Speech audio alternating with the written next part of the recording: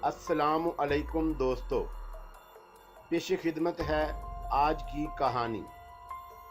कहानी में आगे बढ़ने से पहले मेरी नए आने वाले दोस्तों से अपील है कि हमारे चैनल को सब्सक्राइब करें और बेल के आइकॉन को दबाकर ऑल नोटिफिकेशन ऑन कर दें ताकि हर आने वाली नई वीडियो का नोटिफिकेशन आपको बर वक्त मिल सके।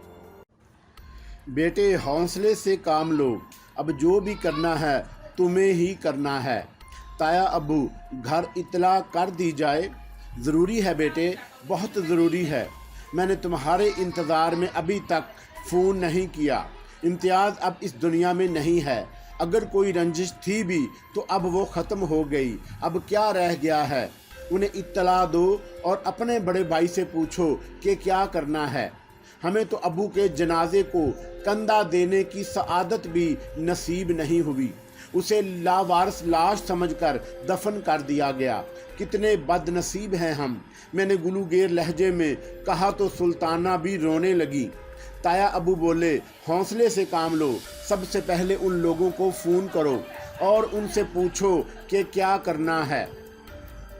सुल्ताना, मुझे मेरा मोबाइल दीजिए, मैंने कहा और सुल्ताना ने मेरा मोबाइल फ़ोन मेरे हवाले कर दिया। मैंने उस पर सरफराज भाई का नंबर मिलाया और रसूल खान से लगा लिया और फ़ौरन ही फ़ोन रसूल कर लिया गया। सरफराज भाई, मैं शहाब बोल रहा हूँ। हाँ शहाब, खैरियत है, बताओ। सरफराज भाई, खैरियत नहीं, मैंने कहा और सरफराज भाई को शायद मेरी रूंधी हुई अंदाज का अंदाज़ा हो गया। क्या हुआ, मुझे बताओ तो सही शहाब। वो मुस्तरबाना अंदाज में बोले, शहाब, पापा मर चुके हैं। सरफराज भाई, मैंने कहा और उसके बाद भर्राई हुई आवाज़ में पूरी तफसील उन्हें सुना दी। कुछ देर तक सरफराज भाई की आवाज़ ही ना उभरी और जब मैंने कई बार उन्हें आवाज़ दी तो वो बड़ी मुश्किल से बोले, क्या पापा मर गए? हमारे सर से आसमान उठ गया। तुम्हें यकीन है शहाब कि वो पापा ही की लाश थी? हाँ, मुझे बताइए, मैं क्या करूं सरफराज भाई, मैं क्या करूं? हमारा इंतज़ार करो, हम तीनों आ रहे हैं। मुझे बस थोड़ी सी ज़रूरी कार्रवाई करनी है। ज़्यादा से ज़्यादा मैं कल तक कर लूँगा। हो सकता है कल रात तक हमें भी फ़्लाइट मिले, हम उससे आ जाएंगे। मैं तुमसे राब्ते में रहूँगा। अपने आप को हौसला दो, मैं आ रहा हूँ। ताया अब्बू को भी संभालो, मैं आ रहा हूँ। सरफराज ने कई बार ये जुमला दोहराया। उससे अंदाज़ा होता था कि वो भी सख्त ज़हनी दबाव का शिकार है। और उसके बाद फ़ोन का सिलसिला मुंतक़े हो गया। फ़ोन बंद करके मैंने ताया अब्बू की तरफ देखा। उनकी आंखों से मुसलसल आंसू बह रहे थे। खुदा की कसम, ये लोग अगर मुस्तकिल यहाँ आ जाएं तो मेरी ज़िंदगी के चंद साल और बढ़ जाएंगे। अब ये बताइए अब्बू कि यहाँ मौजूद लोगों को कोई इत्तला दी जाए। कैसी बातें कर रही हो सुल्ताना, ये हमारे लिए अजनबियों से भी बदतर हैं। क्या इत्तला दें उनको? मेरा भाई मुझसे जुदा हो गया, किसको आवाज़ दूँ? बहन को, जो सिर्फ नाम की बहन है। कौन है हमारा बेटे? हमें अपने गम खुद ही संभालना पड़ेंगे, ताया अब्बू ने कहा। और उसके बाद वो फिर ज़ारो कतार रोने लगे। कोई 1 घंटे के बाद दानिया का फ़ोन आया। वो भी ज़ारो कतार रो रही थी। उसने हिचकियों के दरमियान पापा की मौत की तस्दीक तलब की। बड़ा दर्द भरा लहजा था उसका। भाईजान, क्या अब हम कभी पापा को नहीं देख सकेंगे? उसने कहा और मेरी भी हिचकियां बंद गईं। मेरे भी मुंह से कोई आवाज़ नहीं निकल सकी थी। घर के माहौल पर बड़ा सोग तारी था। रात का खाना भी किसी ने नहीं खाया। रात को 1 बजे तक हम लोग बैठे बातें करते रहे और फिर मैं उठकर अपने कमरे की जानब चल पड़ा। मेरा दिमाग सनसना रहा था, दिल पर शदीद दबाव था। बहुत देर तक सोचों में डूबा लेटा रहा। फिर अचानक कहीं से रोने की आवाज़ उभरी। एक आवाज़, दूसरी आवाज़ और फिर बहुत सी आवाज़ें जो कहीं दूर से आ रही थी। मैं घबरा कर उठ बैठा। जहन सीधा ताया अब्बू, सुल्ताना और हीरा की तरफ गया। हो सकता है पापा के सिलसिले में कोई बात हुई हो और ये सब बेइख्तियार हो गए।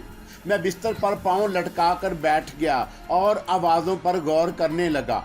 लेकिन कुछ ही लम्हों के बाद ये अंदाज़ा हुआ कि रोने पीटने की ये आवाज़ें ताया अबू हिरा और सुल्ताना की नहीं, आवाज़ें 3 अफराद से ज़्यादा की थीं। उनमें 2-3 मर्दाना आवाज़ें भी शामिल थीं और बाकी नस्वानी थीं। हो सकता है पड़ोस में कोई हादसा हो गया हो, वैसे भी आवाज़ें ज़रा दूर से आती हुई लग रही थीं। फिर भी तजस्सुस ने मजबूर किया और मैंने दीवार के करीब पहुंचकर तेज़ रोशनी वाला बल्ब जला दिया। फिर स्लीपर पहनकर कमरे के दरवाजे से बाहर निकल आया। बाहर निकलकर मैं इन आवाज़ों पर गौर करने लगा। आवाज़ों की सिमतें तब्दील हो रही थीं। कभी वो दाएं सिमत से आती, कभी बाएं सिमत से, और कभी यूं लगता जैसे कहीं बुलंदी से ये आवाज़ें आ रही हों। मैं कमरे के सामने वाली राहदारी में आगे बढ़ा और फिर राहदारी के खुले हुए हिस्से से दाहिनी सिमत देखा।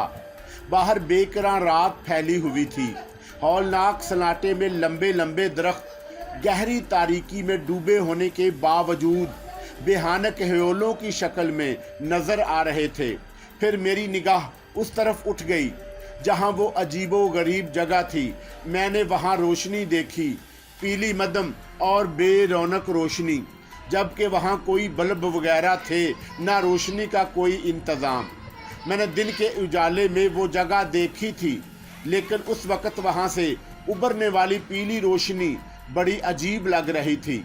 एक लम्हे के लिए दिल में ख्याल आया कि वहां जाकर देखूं।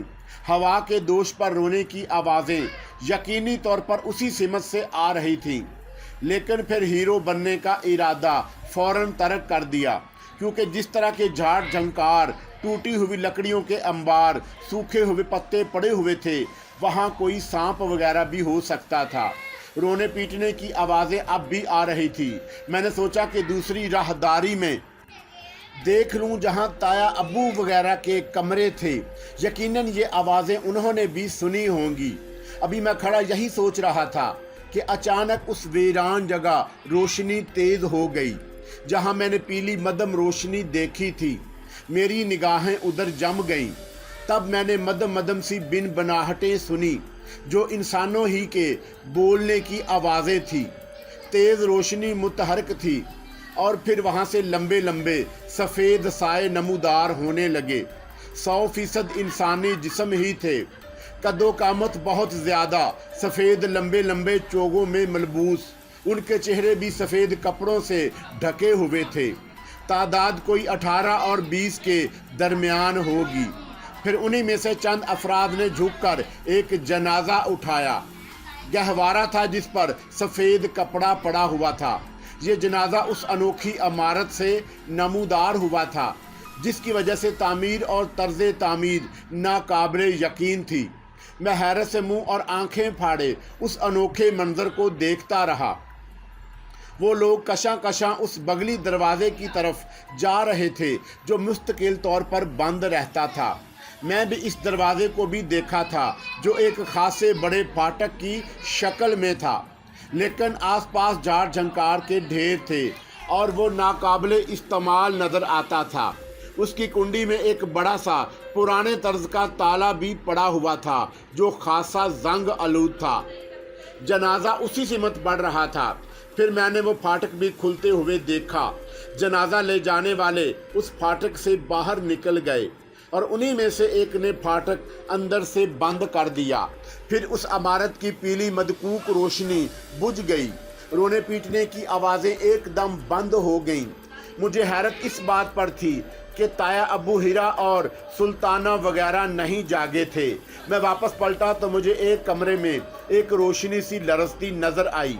ये कमरा दादी अम्मा का था। मैं दादी अम्मा के कमरे की जानब चल पड़ा। कमरे का दरवाज़ा आधा खुला हुआ था और अंदर रोशनी हो रही थी। मैं दादी अम्मा के कमरे की जानब चल पड़ा। कमरे का दरवाज़ा आधा खुला हुआ था और अंदर रोशनी हो रही थी। मैंने दरवाजे पर हल्की सी दस्तक दी और अंदर दाखिल हो गया, लेकिन दादी अम्मा का बिस्तर देखकर मेरा दिल उछलकर हलक में आ गया। दादी अम्मा का बिस्तर खाली था। मैंने फटी फटी निगाहों से चारों तरफ देखा, फिर दौड़कर बिस्तर की दूसरी जानब पहुंच गया। मेरे दिल में फ़ौरन ही ये ख्याल जागा कि कहीं दादी अम्मा बिस्तर के दूसरी तरफ गिर तो नहीं गई, लेकिन दादी अम्मा वहाँ नहीं थी। अब कमरा इतना बड़ा भी नहीं था कि दादी अम्मा के कहीं छुप जाने का ख्याल आए। वाशरूम में भी अंधेरा छाया हुआ था। फिर भी मैं दौड़कर वाशरूम की तरफ गया, हालांकि ये एक अहमकाना अमल था। दादी अम्मा कोमे में थी और किसी भी तरह ये मुमकिन नहीं था कि वो अपने कदमों से चलकर वाशरूम गई हों।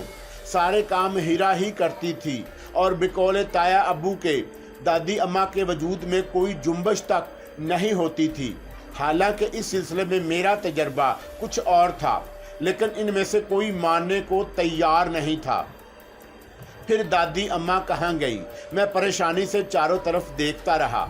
अब उसके अलावा और कोई चाराकार नहीं था कि जल्दी से ताया अब्बू के कमरे में जाकर दादी अम्मा के बारे में बताऊं। मैं फुर्ती से बाहर निकला, लेकिन ना जाने क्यों 4-5 कदम चलने के बाद ही मेरे पांव रुक गए। मुझे यूं लगा जैसे किसी ने मेरा रास्ता रोक लिया हो। मैंने एक बार फिर हैरानी से इधर उधर देखा। फिर मेरे जहन में ख्याल आया कि यहाँ हर काम अनोखा हो रहा है, मुझे खामोशी इख्तियार करनी चाहिए, कहीं वो लोग मुझे पागल ना समझें। दादी अम्मा ने भरपूर तरीके से आँख खोलकर मुझे देखा था, मुस्कुराई भी थी और फिर दोबारा उन्होंने मेरे हाथ पर अपनी उंगलियों पर गिरफ्त भी की थी। लेकिन ये लोग कहते हैं कि उनके अंदर ज़रा भी जुम्बश नहीं है। दिल ने कहा कि बहुत आगे बढ़ने की कोशिश ना करो, वरना नुकसान उठाओगे, और मेरे कदम वापसी के लिए उठ गए। मैं अब तक जो कुछ देखता रहा था वो नाकाबिले यकीन था, लेकिन बहरतौर ये सब कुछ मेरे सामने हुआ था। मैं परेशान सा वापस अपने कमरे में पहुंचा। दरवाजे पर पहुंचकर मैं एक बार फिर हैरान रह गया, क्योंकि यहाँ से बाहर निकलने से पहले मैंने तेज़ रोशनी वाला बल्ब जला दिया था, लेकिन इस वक्त यहाँ घुप अंधेरा था। लाइट भी नहीं गई थी क्योंकि दूसरी जगह रोशन थी, और मैं इस रोशन राहदारी से गुजरकर अपने कमरे तक आया था। फिर मेरे कमरे का बल्ब किसने बुझा दिया? मैं चंद लम्हात के लिए दरवाजे पर रुका, फिर अपने कमरे में दाखिल हो गया। लेकिन दूसरे ही लम्हे चटाक की एक आवाज़ आई और एक ज़ोरदार थप्पड़ मेरे मुंह पर पड़ा। थप्पड़ इतना ज़ोरदार था कि मेरा चेहरा दूसरी तरफ घूम गया। एक लम्हे के लिए तो मेरे पूरे बदन के रोंगटे खड़े हो गए, लेकिन दूसरे ही लम्हे उस ज़ोरदार थप्पड़ ने मेरी खोपड़ी घुमा दी। मेरा खून खौल गया। कौन है? सामने आओ। मैं तुम्हें गाली नहीं देना चाहता, मगर देखो तो सही कि तुम कौन हो। मैंने अंदाजे से दीवार की तरफ देखा। मेरा चेहरा गुस्से से सुर्ख हो गया। मैंने चारों तरफ देखा। इस वक्त वाकई अगर मुझे कोई नज़र आ जाता तो ना जाने क्या हो जाता। मैंने खूनी निगाहों से चारों तरफ देखा और कहा, सामने आओ, मैं एक एक को देख लूँगा। क्या समझते हो अपने आप को? तुम कितने ही नादीदा वजूद क्यों ना हो, अगर तुम ये समझते हो कि मुझे दहशत ज़दा कर लोगे तो सुनो, मैं तुमसे डरने वाला नहीं। मैं तुम्हारा वो हशर करूँगा कि तुम देखते रह जाओगे। मैं गुस्से से चीखता रहा। आवाज़ भी अच्छी खासी तेज़ थी। किसी तरफ से कोई जवाब नहीं मिला और मैं कमरे के दरमियान खड़े होकर दांत पीसने लगा। फिर मैंने दोबारा कहा, लानत है तुम पर, बस चोरी छुपे ही सब कुछ करना जानते हो। अगर हिम्मत है तो मेरे सामने आओ, वरना थू है तुम सब पर। यह कहकर मैं दरवाजे की तरफ मुड़ा और दरवाज़ा बंद कर दिया और फिर अपने बिस्तर की जानब बढ़ गया। बिस्तर पर लेटा भी नहीं था, बल्कि पाँव लटका कर बैठा रहा। मैं उस नादीदा वजूद से खौफज़दा नहीं था जिसने मुझे थप्पड़ मारा था, बल्कि मेरी ख्वाहिश थी कि कोई सामने आए और मैं उससे दो दो हाथ करूं। इस तरह बैठे हुए काफ़ी देर गुजर गई। तब मैं गहरी सांस लेकर लेट गया, लेकिन दिल में यही फैसला किया कि अब मेरे और इन पुरअसरार कुव्वतों के दरमियान जंग चलेगी। तब मैंने इस नादीदा कुव्वतों को मुखातब करके कहा, पहले मेरे दिल में कुछ और था, लेकिन अब मैं ये रिहाइशगाह नहीं छोड़ूंगा। मैं यहाँ ही रहूँगा और ये देखूँगा कि तुम कौन हो और मेरा क्या बिगाड़ सकते हो। कहीं से कोई जवाब नहीं मिला। फिर रफ्ता रफ्ता मेरा गुस्सा कम होता चला गया। नींद बिल्कुल नहीं आ रही थी। जो कुछ देख चुका था अब उसके बारे में सोचना भी नहीं चाहता था। मेरी जहनी रो फिर पापा की जानब मुंतकिल हो गई।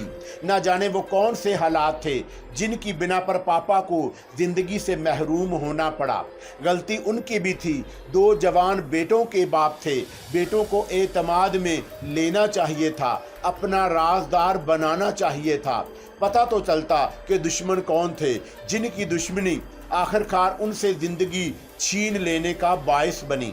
हम लोग भी हाथों में चूड़ियां पहनकर नहीं बैठते। हम देखते कि पाकिस्तान में हमें नुकसान पहुंचाने वाले कौन हैं और कितने पानी में हैं, और कोई सामने नहीं था। ताया अबू ने ताहरा खानम के बारे में बताया था, जो वलायत अहमद खान की बेवा थी और हमारी ताई अम्मा थी। अभी तक उनसे मुलाकात नहीं हुई थी और ना ही पापा ने कभी उनके बारे में कोई ख़ास तफसील बताई थी, लेकिन उन्हें इन दुश्मनों में शुमार किया जा सकता था जिनके ज़रिए पापा को नुकसान पहुंच सकता था। मैंने अपनी ख्याली फहरिस्त में सबसे पहले उनका नाम लिखा। अब यहाँ हमें अपना काम शुरू करना था।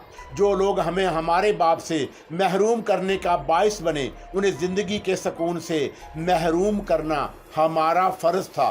दूसरे नंबर पर फूफो अम्मा आती थी। ये फूफो जान जिसका नाम जहाँ आ रहा था, उन्हें भी देखना होगा। उनमें से किसी को अगर पापा के दुश्मनों के बारे में कुछ मालूम हुआ या ये लोग खुद पापा के दुश्मनों में से निकले तो खुदा की कसम मैं उनका जीना हराम कर दूंगा। देखूंगा कि वो लोग भी कितने पानी में है। फिर मेरे दिल में पापा के लिए गुदाज पैदा हुआ। बहुत अच्छे थे, बस एक छोटी सी शिकायत थी उनसे कि वो हमें पाकिस्तान क्यों नहीं लाते थे। अब हम इतने बच्चे तो नहीं थे, उन्होंने हमें अपनी मुश्किलों का साथी क्यों नहीं बनाया। पापा अच्छा नहीं किया आपने, इस तरह कहीं अपनी कोई औलादों को छोड़ कर जाता है। इस तसव्वुर से आंखें भीग गईं और दिल बहुत देर तक रोता रहा। पता नहीं ये दिल का गुबार निकल जाने वाली बात थी या फिर वक़्त ही इतना ज़्यादा हो गया था कि आंखों में नींद आ गई और मैं दुनिया से बेखबर हो गया। और फिर ये नहीं कह सकता कि कितनी देर सोया था या उस वक़्त क्या बजा था, जब मुझे सीने के करीब एक अजीब सी चुभन और दबाव का एहसास हुआ। ये एहसास कुछ गैर मामूली ही था जिसने मेरी नींद उड़ा दी। मैंने माहौल का जायज़ा लेने की कोशिश की तो एहसास हुआ कि सीने के ऐन दरमियान एक दबाव सा पड़ रहा है और वहीं चुभन भी है। और फिर जब आंखें खुली तो थोड़े ही फासले पर मैंने कुछ देखा। शऊर आहिस्ता आहिस्ता जागा तो मुझे 2 आंखें नज़र आईं। हाँ, वो 2 आंखें ही थीं, क्योंकि उन आंखों के सफ़ेद सफ़ेद डेले इधर से उधर गर्दिश कर रहे थे। उन आंखों की सफ़ेदी में पुतलियों का कोई निशान नहीं था, अलबत्ता 2 सीधी स्याह लकीरें डेलों के ऐन दरमियान में थी। एकदम से मेरे जहन में रोशनदान से चमकती हुई वो आंखें याद आ गईं जो बाद में एक चमगादड़ की आंखें साबित हुई थीं। तब मुझे फ़ौरन ही एहसास हुआ कि मेरे सीने के दरमियान जो चुभन हो रही है वो चमगादड़ के पंजों के नाखूनों की वजह से थी। चमगादड़ मुझसे कुछ इंच के फासले पर मेरे सीने के ऐन दरमियान बैठी हुई खूनी निगाहों से मुझे घूर रही थी। तब मैंने अपना दाहिना हाथ पूरी कुव्वत से घुमाया। मेरा हाथ चमगादड़ से टकराया। मेरे हाथ की ज़रब बड़ी मजबूत थी कि चमगादड़ उछलकर दीवार से टकराई और उसके हलक से कई बेहानक आवाज़ें निकली। दूसरे ही लम्हे वो फिर फड़फड़ाई हुई फ़िज़ा में बुलंद हुई। उसकी सफ़ेद आंखों का रंग अब चमकती हुई सुर्ख आंखों में तब्दील हो गया। उसकी आंखों में खून उतर आया। मैं फुर्ती से मसहरी से नीचे उतर आया और मैंने दांत कचकचा कर चमगादड़ की तरफ छलांग लगाई, लेकिन वो एकदम ऊंची होकर छत के करीब पहुंच गई। वो भी गालबन मुझसे मुकाबले पर आमादा थी। मेरे रोंगटे खड़े हो गए। सारे बदन पर शदीद सर्दी सी तारी हो गई, लेकिन गुस्से की एक लहर ने मुझे दीवाना कर दिया और मुझे किसी सर्दी वगैरह का एहसास नहीं था। मैं बस ये कोशिश कर रहा था कि किसी तरह मेरे हाथ चमगादड़ तक पहुंच जाएं और मैं उसकी गर्दन दबोच लूं। चमगादड़ ने गोता लगाया और बिल्कुल अकब से आकर मेरे ऊपर हमला किया। उसके खूनी पंजे मेरे शाने को छूते हुए गुजर गए। कमीज थोड़ी सी फट भी गई और बहुत सी मामूली सी खराश मेरे शाने पर आई, लेकिन साथ ही मैंने घूमकर उस पर हाथ मारने की कोशिश की, लेकिन इस बार इस कोशिश में कामयाब नहीं हो सका। चमगादड़ ने पलटकर एक बार फिर मुझ पर हमला कर दिया। इस बार उसने मेरे चेहरे को निशाना बनाने की कोशिश की। मैंने दोनों हाथ एक मखसूस अंदाज में लहराए। वो इन हाथों की जिद में आते आते बची।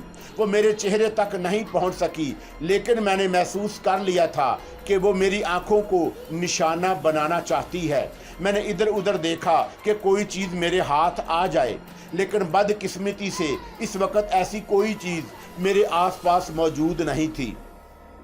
तकरीबन 2 या ढाई मिनट तक मेरे और चमगादड़ के दरमियान ये जंग होती रही। उसके बाद वो क्रीश चीखें निकालती हुई उसी रोशनदान की तरफ चली गई जहां पहले भी एक बार मैंने उसे देखा था। वो पर समेट कर रोशनदान से बाहर निकल गई और मैं मसहरी पर चढ़कर उसकी जानब झटपने की कोशिश में नाकाम होकर नीचे आ गया। मेरे और चमगादड़ के दरमियान ये 2.5 मिनट की जंग बहुत ही खौफनाक थी। अगर चमगादड़ मेरे हाथ आ जाती तो मैं दर हकीकत उसके टुकड़े टुकड़े कर देता, लेकिन बहरहाल वो परिंदा था और मैं एक इंसान। मैं फिजा में परवाज करके उसे नहीं पकड़ सकता था, लेकिन मेरे दिल में ये आरज़ू थी कि वो किसी भी तरह मेरे हाथ आ जाए। ये इतना आसान काम नहीं था और इस बारे में सोचना हमाकत ही थी, लेकिन मैं ये सोच रहा था आखिर इन बदरूहों ने मुझसे जंग का आगाज़ कर दिया था।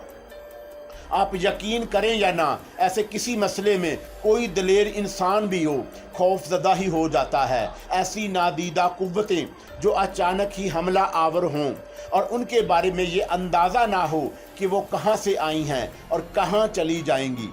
उनसे मेरे दिल में अब कोई खौफ नहीं था, बल्कि एक इंतकाम सा जज्बा पैदा हो गया था।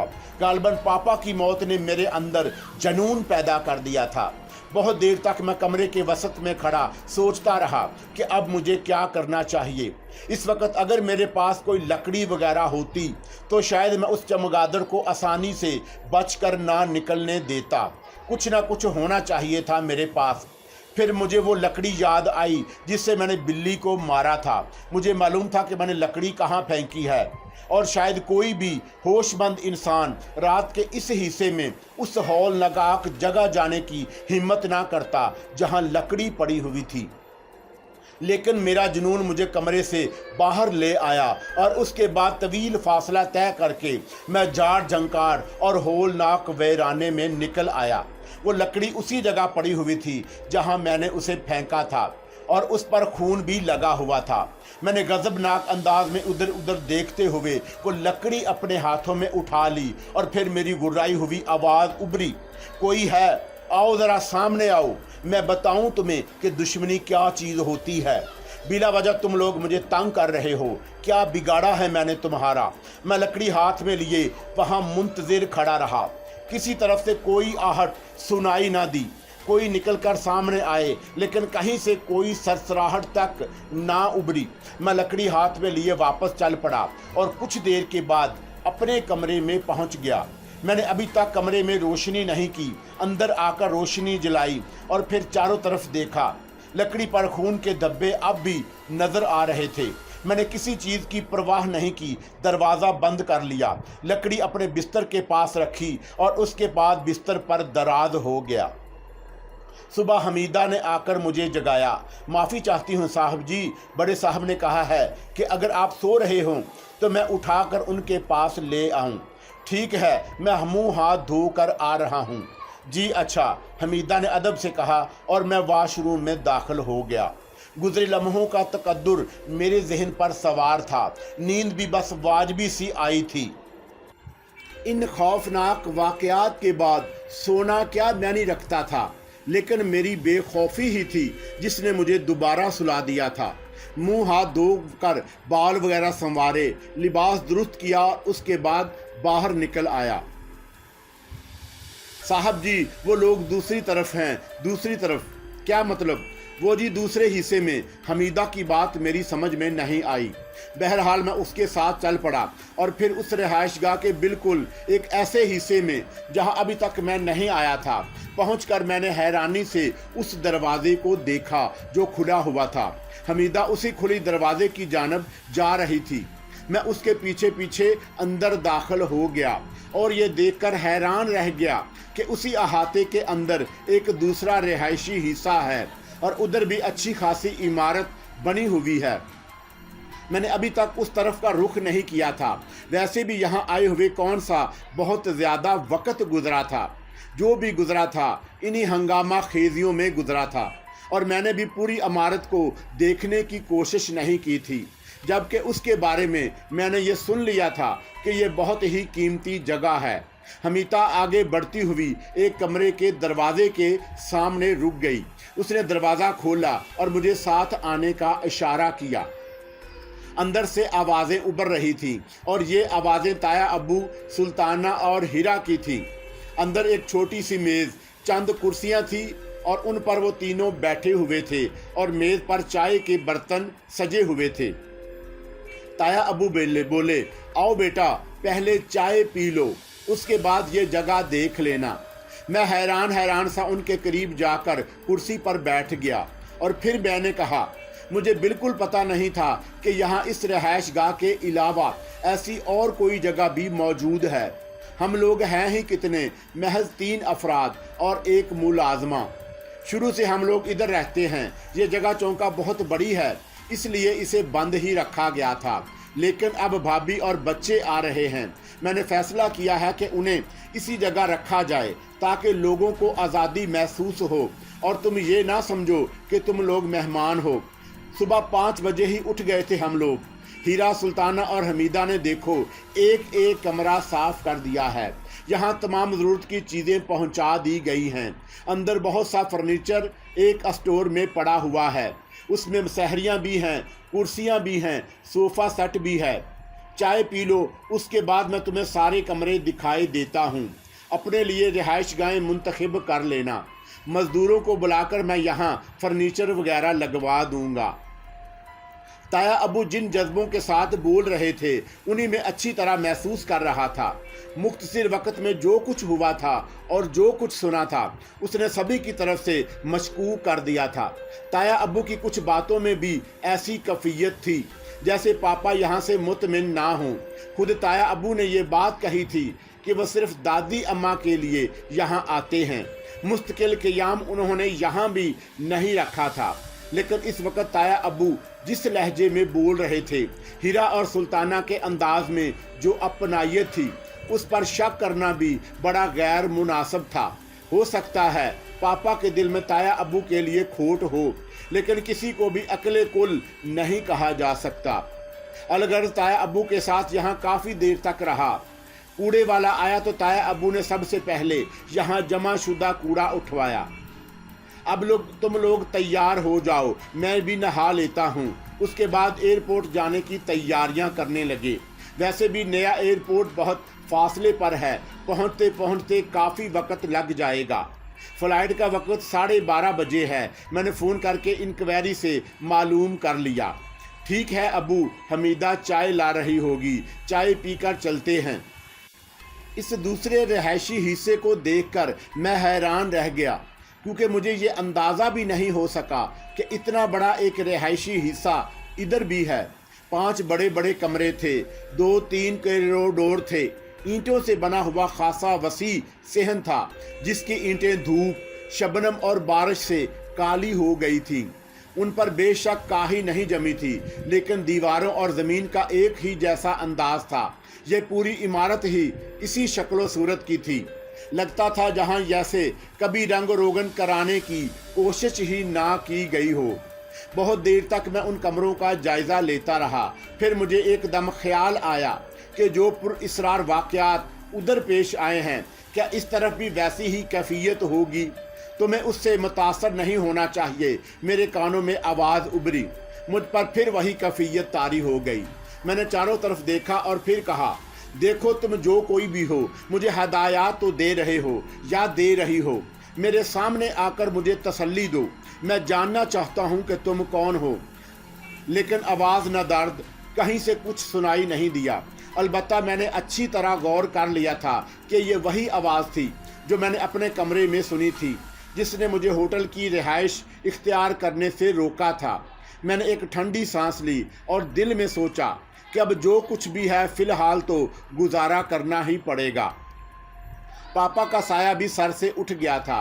अलबत्ता इस बात पर ज़रूर गौर करना था कि सरफराज भाई, मामा और दानिया को ये तफसीलात बताई जाएं या नहीं जो मुझे यहाँ पेश आई हैं। मैं उस पर गौर करता रहा और कोई फ़ैसला नहीं कर सका। फिर मैंने जो खुद को हालात के धारे पर छोड़ दिया। जो कुछ होगा आगे देखा जाएगा।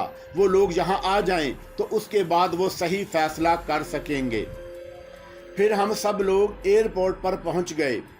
कस्टम वगैरह से फरागत के बाद वो लोग बाहर निकल आए तो मैं तेज़ कदमों से आगे बढ़ता हुआ मामा के पास पहुँच गया। मामा ने मुझे देखा और लड़खड़ा गईं। मैंने उन्हें संभाल लिया। सबकी आंखों में आंसू थे, लेकिन एयरपोर्ट पर हमने तमाशा बनना मुनासिब नहीं समझा। ताया अबू खामोश निगाहों से इन तीनों को देख रहे थे। सरफराज भाई ने आगे बढ़कर ताया अबू को सीने से लगा लिया और ताया अबू बेइख्तियार हो गए। बड़ी मुश्किल से उन्होंने अपने आप को संभाला। टैक्सी के लिए लॉबी से बाहर निकल गई। उसने एक टैक्सी वाले से बात भी कर ली। फिर उसके बाद सुल्ताना ने अपनी कार में मामा, दानिया, सरफराज भाई और मुझे बिठाया और ताया अबू और हीरा को टैक्सी में बिठाकर रवाना किया। उसके बाद सुल्ताना ने ड्राइविंग सीट संभाल ली और हम लोग घर की सिमत चल पड़े। फिर हम लोग अपने घर पहुंच गए। ताया अबू हमारे पापा इस दुनिया से चले गए। ये अल्फाज जैसे किसी बंद को तोड़ने के लिए था। आहलजारी के दिलदोज मनाजर रूनुमा हुए। मामा रोते रोते नढाल हो गईं। दानिया भी रो रही थी। हीरा और सुल्ताना भी आंसू बहा रही थी। ताया अबू एक एक को संभाल रहे थे। फिर उन्होंने कहा, बेटे पता नहीं इम्तियाज़ ने आप लोगों को ना जाने क्या कुछ बताया है। मैं तो कहता हूँ इस ख़ानदान को किसी की नज़र खा गई। अब्बा मियाँ ने कुछ ऐसे अमल किए थे जिनकी वजह से ये इंतशार बरपा हुआ।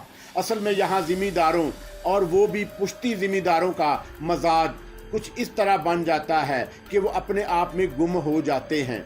मरहूम अब्बा मियाँ को मैं अब क्या कहूँ, बस यूँ समझ लो कि बुनियाद वहीं से गलत हो गई। बहरहाल उन बातों का फ़िलहाल वक्त नहीं है। अल्लाह ताला इम्तियाज़ को गरीक़े रहमत करे, उनकी मग़फ़रत फरमाए। बेटे मैं सिर्फ एक बात कहूँगा, अगर मेरे खलूस पर शुबा हो तो मुझसे मुंह मोड़ लेना। मैं उम्र की आखिरी मंजिल पर हूँ। मैं चाहता हूँ कि जो लोग जुड़ गए हैं वो जुड़े रहें। बेटे मेरे पास अल्लाह का दिया हुआ बहुत कुछ है और इम्तियाज़ अहमद भी बहुत कुछ छोड़ गए हैं। वो कम नहीं था। अपनी किसी कैफियत का शिकार होकर वो यहाँ से रूठ गए। अब तुम यहाँ से कहीं मत जाना। खुदा की कसम कोई लालच नहीं रखूँगा तुमसे। कभी ये नहीं कहूँगा कि जायदाद में तुम्हारा हिस्सा क्या था और मेरा क्या था। शहाब इस घर का दूसरा हिस्सा देख चुके हैं। मैं चाहता हूँ कि वो दूसरा हिस्सा तुम लोगों से आबाद हो जाए। मेरा कोई बेटा नहीं है, बिल्कुल मजबूर नहीं करूँगा। तुम्हें इस बात पर कोई ऐसा अमल कबूल करो जो तुम्हारे जहनों दिल के ख़िलाफ़ हो। बस मेरी आरज़ू है कि मेरा साथ ना छोड़ना। ये कहकर वो रो पड़े और फिर खूब रोए। मामा बहुत साबर खातून थी। उनके चेहरे से तासरात का पता चलता था कि उनकी क्या कैफियत है, लेकिन उन्होंने रोने पीटने का अमल शुरू नहीं किया। मदम अदम आवाज़ में रोती और आंसू बहाती रहीं। दानिया भी अपने आप को संभाले हुए थी। सरफराज भाई भी तदब्बर का सबूत दे रहे थे। रस्मी बातों का इख्तिताम हुआ। हमीदा की लाई हुई चाय भी बहुत मज़ेदार थी। माहौल बदलने के लिए मैंने भी कोशिश की। सुल्ताना और हीरा भी आ गईं। चाय के बाद मामा ने कहा कि मैं अम्मा से मिलना चाहती हूँ। मैं भी, सरफराज ने कहा, और हम सब मिलकर दादी अम्मा के कमरे की जानब चल पड़े। दूसरे लोगों के जहन में जो ख्यालात हों उनके बारे में कुछ नहीं कह सकता, लेकिन दादी अम्मा के कमरे की तरफ जाते हुए मुझे हर बात याद आ रही थी। अगर मैं उन लोगों को ये बता देता कि मैंने दादी अम्मा को उनके कमरे से गायब देखा है तो ये सब लोग मुझे पागल समझते, जबकि मैंने दादी अम्मा की आंखें खोलने, मुस्कुराने और अपना हाथ पकड़ने की बात की थी तो सब ने उसकी तरदीद करते हुए कहा था कि दादी अम्मा 8 साल थे इसी तरह बेहसो हरकत हैं। मुझे ये फैसला करना था कि मामा, सरफराज भाई या दानिया को इसके बारे में बताऊं या ना बताऊं। अभी और भी कई मरहले थे जिनसे निमटना था। अगर अभी से इस बारे में बताऊं तो इन लोगों को तो ये मुमकिन है परेशान हो जाएं। बेहतर है इस इमारत की पुरअसरार कहानियों को मैं अपने ही दिल में रखूं और पहले अपने आप को यकीन दिला लूं कि अब तक जो कुछ मेरे साथ पेश आया कहीं वो मेरे तोहिमात में से तो नहीं। हालांकि इसकी कतई गुंजाइश नहीं थी, लेकिन हर चीज़ की गुंजाइश रखना ज़रूरी होता है। दादी अम्मा उसी तरह बेहसो हरकत अपने बिस्तर पर पड़ी हुई थी। मामा बहुत ही नेक खातून थी। उन्होंने जज्बाती लहजे में कहा, अम्मा, पहली बार देखा है आपको, ना जाने क्यों एक बात पर मेरा अभिमान बन रही हैं कि आप हमसे दूर नहीं जाएंगी, हमसे बातें करेंगी, हमारे सरों पर हाथ रखेंगी। मैंने तो खैर पहले भी दादी अम्मा से बड़ा प्यार महसूस किया था, लेकिन दानिया और सरफराज भाई की कैफियत भी मुझसे मुख्तलिफ नहीं थी। काफ़ी देर तक हम दादी अम्मा के कमरे में रहे। हीरा ने दादी अम्मा की खिदमत गुजारी में कोई कसर नहीं छोड़ी थी। वो हमेशा साफ शिफाफ लिबास में मलबूज नज़र आती। उनसे मुतल्लक चंद बातें ताया अबू ने सरफराज भाई और मामा को बताईं, जिसमें दादी अम्मा के इलाज की तफसीलात भी थीं। ताया अबू ने कहा, सरफराज, मैंने तुम लोगों के क़याम के लिए बराबर की इमारत मुंतखब की है। अगर चाहो तो एक चक्कर वहाँ का भी लगा लेते हैं, लेकिन मैं ये चाहता हूँ कि कुछ दिन तक तुम यहीं रहो बेटे। आप लोग अपनी रिहाइशगाह देख लीजिए। उधर 3 कमरे मज़ीद खाली हैं। एक कमरे में शहाब मियाँ का क़याम था। मज़ीद 2 कमरे और मौजूद हैं। मेरा ख्याल है कि मैं आर्जी तौर पर सरफराज का बिस्तर भी शहाब ही के कमरे में डलवाए देती हूँ। भाभी और दानिया बेटी दूसरे कमरे में मुंतकिल हो जाएंगी। वैसे सब लोगों को मिलजुल कर ही रहना है, बस रात को अपने कमरे में सोने की जहमत करना होगी। जैसे आप मुनासिब समझें भाईजान, हम आप ही के पास आए हैं।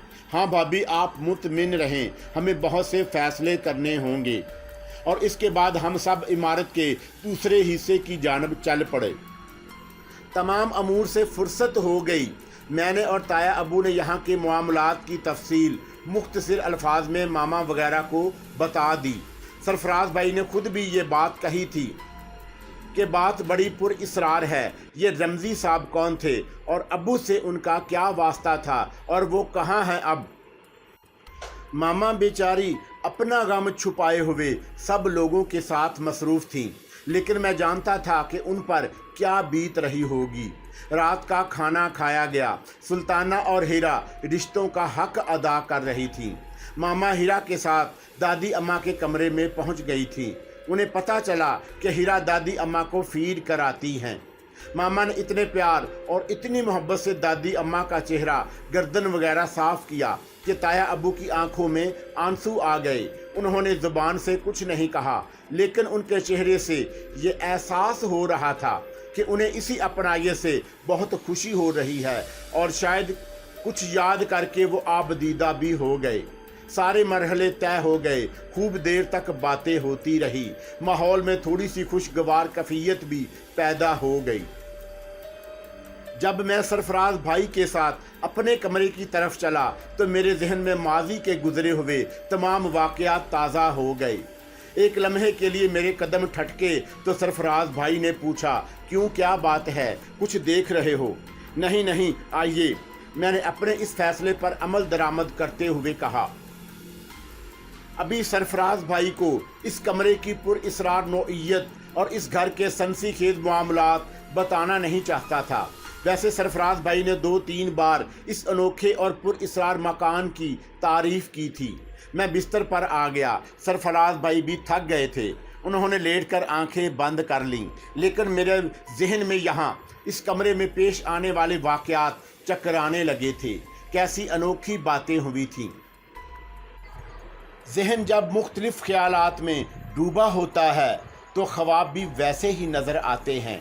मैंने ख्वाब में देखा कि मैं मसहरी पर गहरी और बेखबर नींद सो रहा हूँ कि अचानक कुछ आहटों से मेरी आँख खुल जाती है।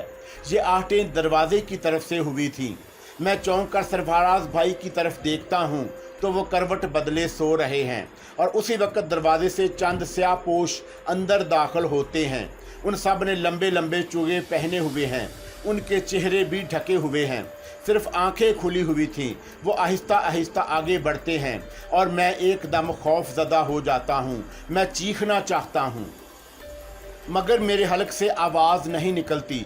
उठना चाहता हूँ मगर मेरा बदन जैसे मफलूज हो चुका है। साए आहिस्ता आहिस्ता मेरी मसहरी के चारों तरफ आ जाते हैं। फिर उनमें से एक झुककर मेरे मुंह पर हाथ रख देता है और सख्ती से उसे भींच लेता है। मैं अपने हाथों से उसकी कलाई पकड़कर उसका हाथ अपने मुंह से हटाना चाहता हूँ, लेकिन दो साए झुककर दोनों तरफ से मेरी कलाइयाँ पकड़ लेते हैं और फिर बाकी भी मिलकर मुझे अपने काबू में कर लेते हैं। मैं हाथ पांव मार रहा हूँ लेकिन उनकी गिरफ्त से निकलने में नाकाम रहता हूँ। वो मुझे मसहरी से उठा लेते हैं और मुझे उसी तरह उठाए हुए दरवाजे की तरफ बढ़ जाते हैं। मैं सख्त जद्दोजहद कर रहा हूँ लेकिन मेरी जद्दोजहद कामयाब नहीं होती और वो मुझे दरवाजे से बाहर निकाल ले जाने में कामयाब हो जाते हैं। मेरी बहुत बुरी हालत है, बदन खौफ से थर थर कांप रहा है, लेकिन उनकी गिरफ्त भी बहुत मजबूत है। उन्होंने मुंह पर बदस्तूर भींचा हुआ है।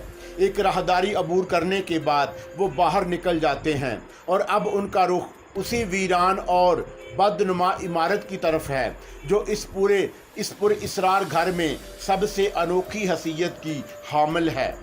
मैं मुसलसल जद्दोजहद कर रहा हूँ। मेरे पाँव ज़मीन पर घिसट रहे हैं, पत्ते अच्छी तरह खासी खड़खड़ाहट पैदा कर रहे हैं। आखिर वो लोग मुझे लेकर इस बदनमा और बदसूरत इमारत के छोटे से दरवाजे से अंदर दाखिल हो जाते हैं। ये जगह मैंने उस वक़्त देखी थी जब बिल्ली मेरे हाथों मरी थी। उस वक़्त भी ये जगह बिल्कुल साफ़ सुथरी थी और यहाँ अच्छी खासी रोशनी हो रही थी। मुझे लाने वाले स्याहपोश एक दीवार के पास पहुँचे। दीवार में एक जंग आलूद कुंडा लगा हुआ था जिसकी यहाँ मौजूदगी का बज़ाहिर कोई जवाज़ नहीं था। उनमें से एक ने कुंडे में हाथ डालकर उसे अपनी तरफ खींचा और एक दरवाज़ा खुल गया जो काफ़ी चौड़ा था। अंदर तेज़ रोशनी थी और इस रोशनी में दरवाजे की दूसरी जानब सीढ़ियाँ नज़र आने लगी। किसी ने मुझे पीछे से आगे धकेला और मैं उनके साथ सीढ़ियाँ उतरने लगा। सीढ़ियाँ तय करके वो लोग मुझे ले लिए हुए जिस जगह दाखिल हुए, ये एक वसी और कुशादा कमरे जैसी जगह थी जहाँ सरकंडों के मोंडे पड़े हुए थे और उन मोंडों पर 10-11 अफराद बैठे हुए थे। ये वैसे ही स्याहपोश थे जैसे मुझे लेकर अंदर आए थे, लेकिन उनके चेहरे खुले हुए थे और अंदर मौजूद 3 रोशनियों में नुमाया नज़र आ रहे थे। बड़ी अजीब सी शक्लें थीं, आम इंसान नहीं मालूम होते थे। मुझे एक बड़े और चौड़े मुंडे पर बिठा दिया गया। मैंने उठने की कोशिश की तो इस आसपास खड़े लोगों ने मुझ पर दबाव डालकर फिर बिठा दिया और उनमें से एक ने पहली बार गुर्राई हुई आवाज़ में कहा, खामोश बैठे रहो वरना रस्सियों से बांध दिया जाएगा। अजीब भयानक सी आवाज़ थी। मेरे हवास जवाब देने लगे। मुझे यूँ लगा जैसे मेरे बदन से जान निकल रही हो। बहरहाल मैं बैठ गया। मेरी निगाहें खौफजदा अंदाज में उस माहौल का जायज़ा ले रही थीं। सामने ही एक दरवाज़ा था जिस पर पुरानी तर्ज का एक बोसीदा सा पर्दा लटका हुआ था। अचानक ही पर्दे के पीछे कुछ हलचल सी नमूदार हुई। फिर एक भारी बदन की औरत अंदर से दौड़ती हुई आई और आते ही उसने मेरे बाल नोचने की कोशिश की, मेरे लिबास को खींचा, लेकिन वो स्याहपोश जो मेरे पीछे खड़े हुए थे जल्दी से आगे बढ़े और उन्होंने औरत को खींच लिया। सामने मुंडे पर बैठे हुए एक शख्स ने उठकर कहा, होश से काम लो गोरनी, तुम्हें इसलिए यहाँ नहीं बुलाया गया। हम तो हाजी साहब के कहने पर तुम्हारे और इसके दरमियान सुलह कराना चाहते थे। अरे तुम पर लानत हो, उसने मेरी बच्ची मार दी और तुम इसके और मेरे दरमियान सुलह कराने लाए हो। मैं इसे नहीं छोड़ूंगी। इससे अपनी बच्ची का बदला लेकर रहूंगी। मैं इसे फना कर दूंगी। मैं उसके ख़ानदान को तबाह बर्बाद कर दूंगी। औरत फिर मुझ पर झपटी। मैं तो अब किसी जद्दोजहद के काबिल ही नहीं था। खामोशी से बैठा फटी फटी निगाहों से उस पूरे माहौल को देख रहा था। मुझे यूँ लगता था जैसे मुझे सख्ता हो गया हो। औरत ने कई बार मुझ पर हमला करने की कोशिश की, लेकिन यहाँ मौजूद लोगों ने उसे कामयाब नहीं होने दिया। देखो गौरनी, जो कुछ हुआ है धोखे से हुआ है। हाजी साहब यही कहते हैं। हाजी साहब ने तुम्हें तसल्ली देने के लिए कहा है। कुछ नहीं जानती मैं, इसे मेरे हवाले कर दो। तुम लोग अपना इंसाफ अपने पास रखो, फैसला मैं खुद करूँगी और हाजी साहब तुम्हें छोड़ देंगे। तुम डरो हाजी साहब से, मैं किसी से नहीं डरती, किसी को नहीं मानती। देखो हमारे हाजी साहब से बातचीत चल रही है, वो जो फैसला देंगे उसका एहतराम करना होगा। मैंने कहा ना, मैं किसी का फैसला नहीं मानती। मेरी बच्ची इस दुनिया से चली गई, मैं इससे इंतकाम लूँगी, मैं इसे छोड़ूंगी नहीं। औरत ने एक बार फिर लंबी छलांग लगाई और पूरी कुव्वत से मुझसे टकराई। मैं नीचे गिर गया था और उसके बाद मेरी आंखें खुद ब खुद बंद हो गईं। एक लम्हे तक मेरी आंखें बंद रहीं। फिर कहीं से सूरज की रोशनी ने मेरी पलकों को गुदगुदाया और मैं जाग गया। मैं अपने बिस्तर पर लेटा हुआ था। दिन निकल आया और न जाने इस वक्त क्या बजा था। खौफ से मेरे रोंगटे खड़े थे, पूरा बदन पसीने में डूबा हुआ था। मैंने ज़ोर से ला हौल वला पड़ी। क्या भयानक ख्वाब था। ज़ाहिर है जो कुछ यहाँ हो रहा था ये ख्वाब उसी का एक हिस्सा था। इस बार ला हौल वला पढ़कर मैंने सरफराज भाई की मसहरी की तरफ देखा। वो अपनी मसहरी पर मौजूद नहीं थे। मैं चौंक गया और उठकर मसहरी पर पाँव लटका कर बैठ गया। मैं गहरे गहरे सांस ले रहा था। मेरा दिल तेज़ी से धड़क रहा था। कुछ लम्हे इसी तरह गुजर गए। उसके बाद दरवाजे पर आहट हुई। अंदर आने वाले सरफराज भाई ही थे। मुझे बैठे देखकर धीरे से मुस्कुराए और बोले, जाग गए? जी, आप कहाँ चले गए थे? बस कच्ची पच्ची ही नींद आई। पहले गहरी नींद सो गया था, मगर 1-2 घंटे के बाद आँख खुल गई। तुम बिस्तर पर नहीं थे, कहाँ चले गए थे? मैं तो कहीं नहीं गया, मैंने कहा, और सरफराज भाई मैंने खेद निगाहों से मुझे देखने लगे। फिर बोले, कहाँ चले गए थे? तुम तो कभी मुझसे झूठ नहीं बोलते, मुझे बताओ तो सही। भाईजान, मैं कहीं नहीं गया था। पता नहीं क्यों मुझसे छुपा रहे हो। यार, मैं तुम्हारा दोस्त भी हूँ भाई। मैं पूरे होशो हवास के आलम में ये बात कह रहा हूँ। मैं जागा तो कमरे में अपने बिस्तर पर तुम मौजूद नहीं थे। तुम्हें कमरे में ना पाकर मुझे तशवीश हुई। मैं यहाँ से निकला और उन कमरों की तरफ गया। हीरा और सुल्ताना के कमरे की तरफ भी गया। वो दोनों अपने कमरे में सो रही थीं। यही कैफियत ताया अब्बू के कमरे की थी। राहदारियों में घूमता फिरा हूँ। रात को आधे घंटे तक वापस आया, तब भी तुम अपनी मसहरी पर मौजूद नहीं थे। काफ़ी देर तक सोचता रहा कि कहाँ जा सकते हो। फिर जब रोशनी हुई तो मैंने तुम्हें अपने बिस्तर पर देखा और मैं मामा के कमरे की तरफ चला गया। वो लोग जाग गए हैं, ताया अब्बू भी जाग गए हैं और उनके पास बैठे हुए कहते हैं कि चाय के लिए तुम्हें भी वहाँ बुला लाऊं। सरफराज भाई बोल रहे थे और मेरे रोंगटे खड़े थे। सरफराज भाई का कहना है कि मैं मसहरी पर मौजूद नहीं था, तो फिर क्या वाकई मुझे वो स्याहपोश उठा कर ले गए थे? और जो कुछ मैंने देखा वो ख्वाब नहीं, हकीकत था। अचानक ही मुझे अपने शाने के पास एक हल्की सी सोजिश का एहसास हुआ और मेरा हाथ बेइख्तियार शाने पर पहुंच गया। मुझे याद आ गया कि जब पहली बार उस औरत ने मुझ पर हमला किया था तो उसका नाखन मेरे शाने में लगा था। मैंने दोबारा उस पर हाथ फेर कर उस सोजिश को महसूस किया, लेकिन सरफराज भाई को अभी कुछ बताना गैर मुनासिब था। मुझे यूँ लगा जैसे किसी गैर मर्रई कुव्वत ने मेरी ज़ुबान खोलने से रोक दी हो। चलो भाई, मुंह हाथ धो लो, क्या सोच रहे हो? मुंह हाथ धोकर आ जाओ, सरफराज भाई ने कहा और वापस दरवाजे से बाहर निकल गए। मैं बुरी तरह उलझा हुआ था कि रात के वाक़यात ख्वाब नहीं थे। अगर ख्वाब थे तो फिर मैं अपनी मसहरी से क्यों गायब था? सरफराज भाई जिस अंदाज में बता रहे थे वो गलत नहीं था। गुस्ल खाने में जाकर मैंने कमीज़ के बटन खोले और अपने उस शाने को देखने लगा। शाने पर निशान, नाखन का निशान वाज़े था। खाल उधड़ गई थी और हल्का हल्का खून नमूदार हो गया था। बज़ाहिर उस जगह चोट लगने की कोई वजह नहीं थी।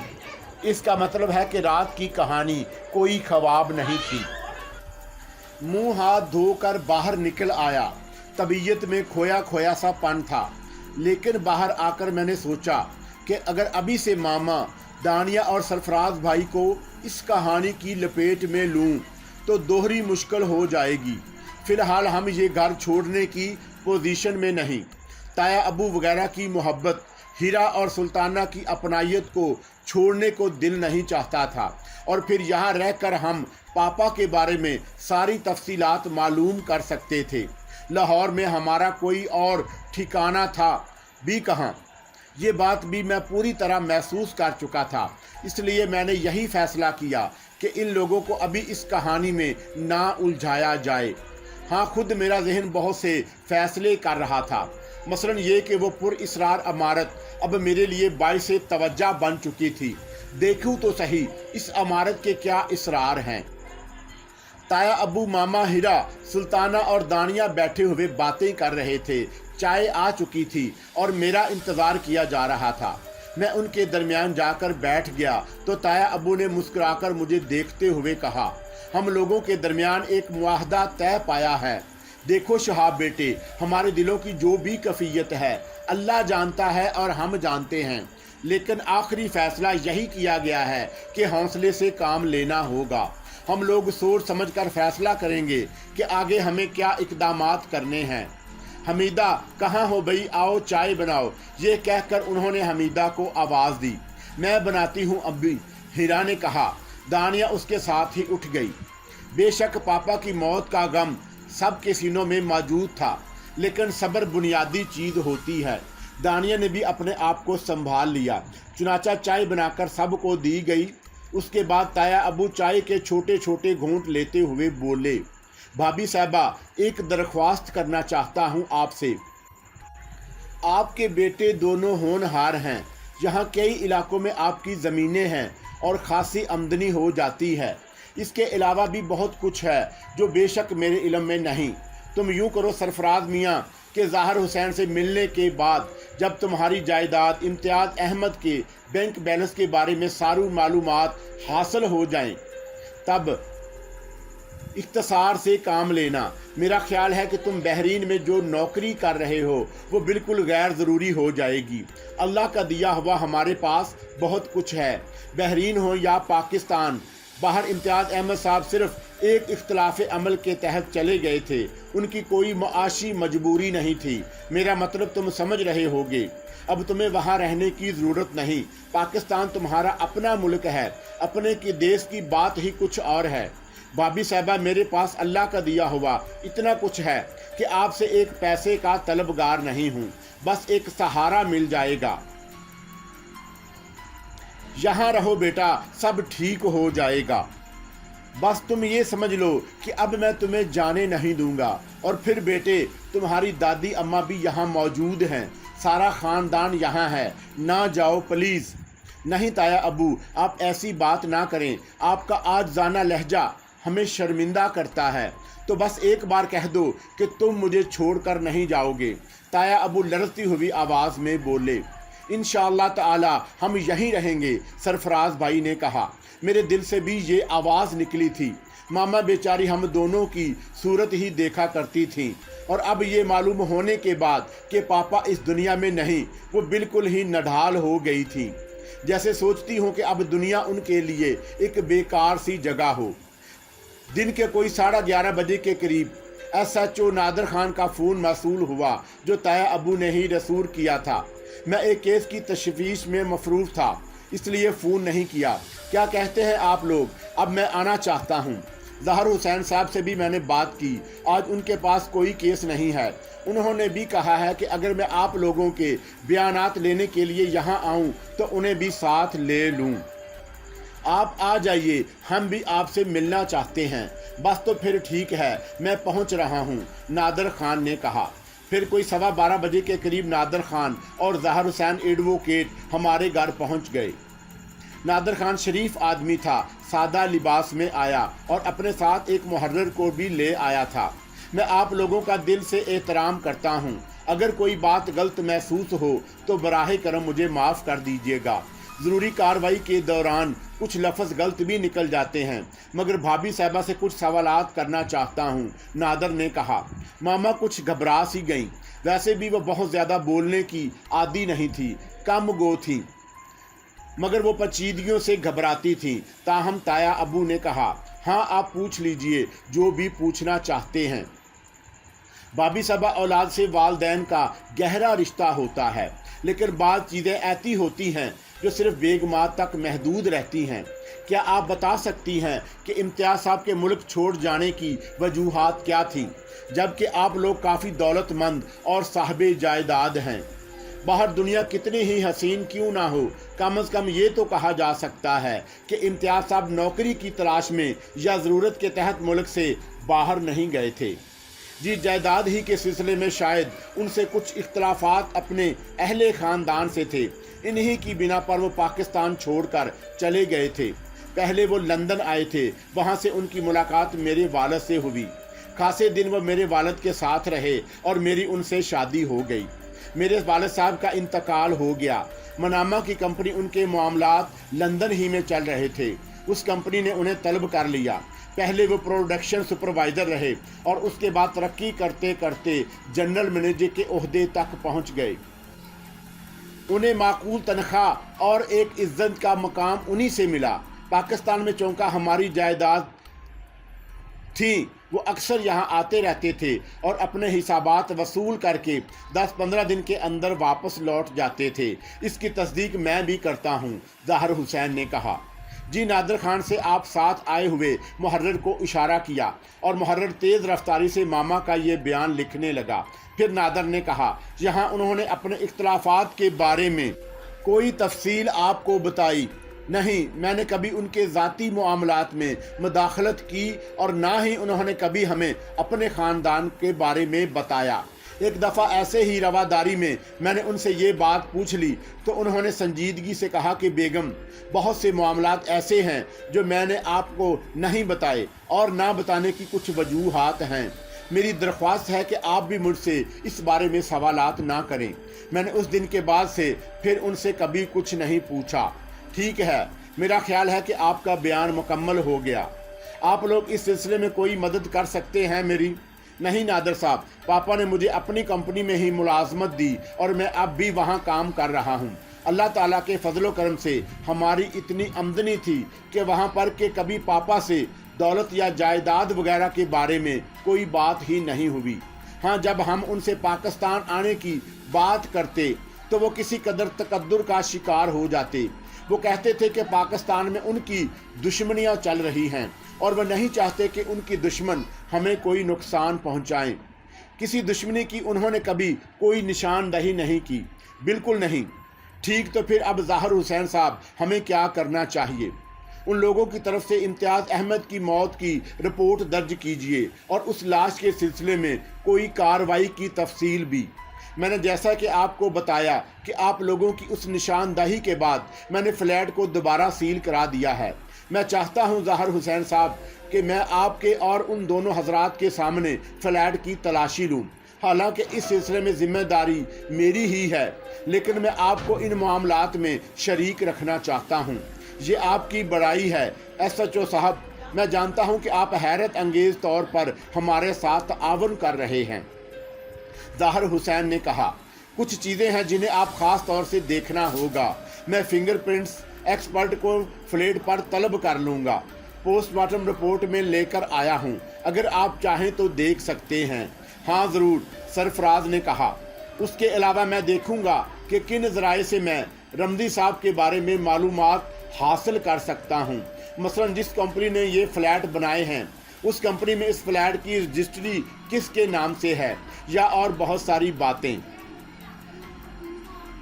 मैं आपकी एक दरख्वास्त करूंगा SHO साहब, ताया अबू ने कहा। हाँ बताइए, क्या उस कब्र की निशानदही हो सकेगी जहां लावारिस लाश के तौर पर ही सही मेरे भाई को दफन किया गया है? अस्पताल से पता चल जाएगा। मैं मालूमात हासिल करके आपको उस कब्र तक ले जाऊंगा, SHO ने कहा। इस दौरान मैं और सरफराज भाई पोस्टमार्टम रिपोर्ट को देखते रहे। हालांकि मेडिकल लैंग्वेज में थी, लेकिन थोड़ी बहुत हमारी समझ में भी आ रही थी। रिपोर्ट में मौत की वजह दम घुटना बताया गया था। गर्दन वगैरह पर किसी दबाव के निशानात नहीं मिले। जिस्म पर कोई कपड़ा नहीं था, बस दम घुटने से मौत वाक़या हो गई।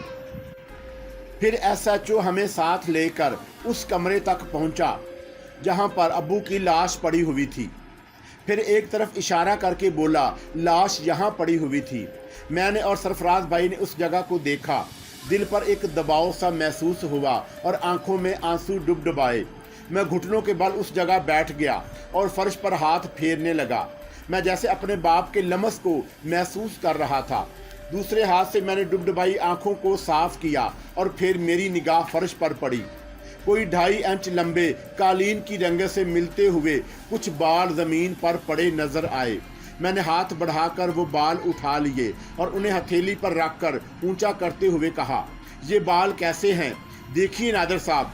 नादर खान ने चौंक कर मेरी तरफ देखा। इस दौरान उसकी निगाहें इधर उधर भटक रही थी।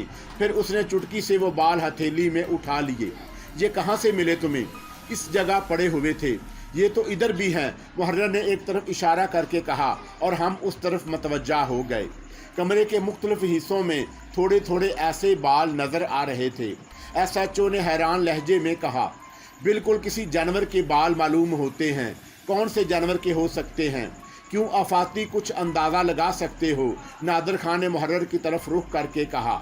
मुहर्रर बालों को तवज्जो से देखने लगा, फिर बोला, नहीं साहब, बड़े अजीब बाल हैं, बिल्कुल सख्त, जैसे किसी कुछ कहा नहीं जा सकता। घोड़े की अय्याल के बाल छोटे नहीं हो सकते, जबकि ये कटे हुए भी नहीं मालूम होते। बस ऐसे लगता है जैसे जानवर के बदन से झड़े हों। और तलाश करो, बल्कि दूसरे कमरों में भी देखो, नादर खान ने मुहर्रर से कहा और वो वहाँ से निकल गया। मुझे ताज्जुब है, मैं पूरे एतमाद के साथ ये बात कह सकता हूँ कि इस वक्त मैंने फ्लैट की तलाशी ली थी, ये बाल यहाँ मौजूद नहीं थे। नादर खान बोला, फिर ये यहाँ कहाँ से आ गए? सरफराज भाई ने कहा, ये अंदाज़ा भी नहीं हो पा रहा कि ये कौन से जानवर के बाल हैं। आप लोग इस चप्पे चप्पे की तलाशी ले डालें, मैं भी देखता हूँ, नादर खान ने कहा।